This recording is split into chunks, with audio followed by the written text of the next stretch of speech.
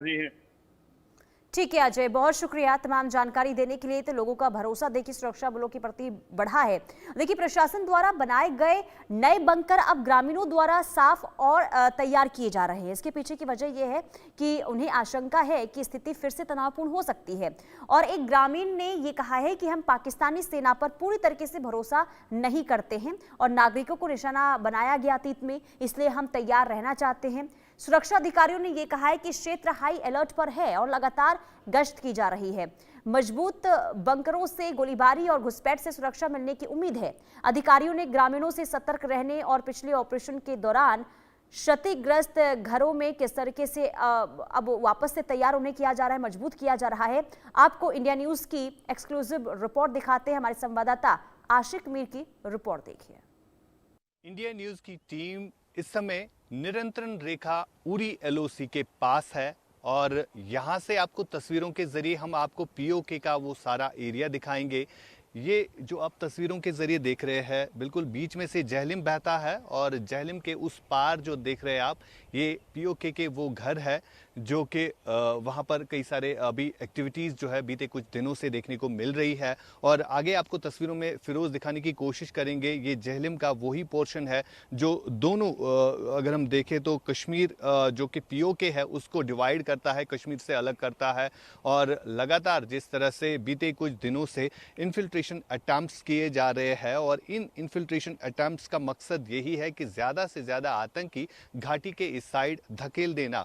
फिलहाल तस्वीरों के जरिए ये खास एक्सक्लूसिव तस्वीरें इंडिया न्यूज़ पर आपको फिरोज दिखाने की कोशिश करेंगे। पीओके के कुछ घर और आगे जो आप ये घने जंगल देख रहे हैं जहां पर अभी भी कई सारे टेरर लॉन्चिंग पैड्स है और इन्हीं आतंकियों के लिए ये सेफ पैसेज भी माना जाता है। और यहाँ पर कुछ दिन पहले हमने एक वीडियो दिखाया था कि किस तरह से आतंकियों को ट्रेन किया जाता है इन्हीं घने जंगलों में और बाद में उन्हें इन्फिल्ट्रेट करके जो है घाटी में घुसेने की कोशिश लगातार की जा रही है। 2 दिन पहले कुपवारा एलओसी सेक्टर में भी इसी तरह युद्ध विराम का उल्लंघन किया गया था, जिसका जवाब भारतीय सेना ने दिया था। और लगातार इस तरह की कोशिश जो है की जा रही है। जो इस तरह से ऑपरेशन सिंदूर के बाद कई सारे आतंकी ठिकाने ध्वस्त भी हुए थे और उन्हें नए सिरे से बनाने की कोशिश जो है लगातार की भी जा रही है।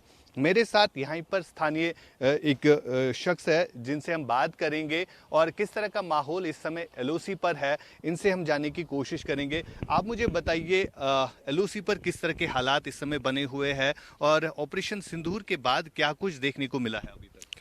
देखिए, आप सभी जानते हैं आज बखूबी के पिछले कुछ टाइम से हमारे बॉर्डर्स पे फिर से वो एक किस्म का टेंशन क्रिएट हुआ है। डिस्गस्टिंग फैक्ट मैं आपको ये बता दूं कि ऑपरेशन सिंदूर में जो पीओके में मिलिटेंट्स जो आउटफिट ऑर्गेनाइजेशंस या उनके जो सेंटर्स थे विच वर मिक्सड टू द मड, ये मैं कहूँगा वाया ऑपरेशन सिंदूर। डिस्गस्टिंग ये फैक्ट है कि now those people are trying to rebuild and re-establish those centers. Actually वो यही चाहते हैं कि 2019 के बाद जो जम्मू कश्मीर में एक पीस मेंटेन हुआ था, यहाँ लोग अभी हमारा टूरिज़्म इंक्रीज़ हुआ था, हमारा बाकी जितनी भी चीज़ें लोग अपना बिजनेस कर रहे थे, स्कूल, बार बार मैं ये चीज़ कहता हूँ कि अभी हमारे स्कूल्स फंक्शन कर रहे थे, टूरिज़्म हमारा री इस्टेब्लिश मैं कहूँगा हुआ था क्योंकि एक काफ़ी फ़्लो था 2019 के बाद जो टूरिस्ट का फ़्लो रहा। जाहिर सी बात है जब टूरिस्ट का ज़्यादा फ़्लो रहेगा तो इनकम तो बढ़ जाएगी, हमारा जीडीपी तो बढ़ेगा। सो आई थिंक पाकिस्तान और वो लोग who are just backing this process of re-establishing these units जिनको ऑपरेशन सिंदूर में बर्स्ट किया गया था, मतलब उनकी इंटेंशन ही यही है कि कश्मीर में एक डिस्टर्बेंस रहे और and they don't want Kashmir. और चलिए सीधे आपको ले चलते हैं बिहार के सीतामढ़ी, जहां पर गृह मंत्री अमित शाह का हो रहा है संबोधन। पूर्वक प्रणाम कर मेरी बात की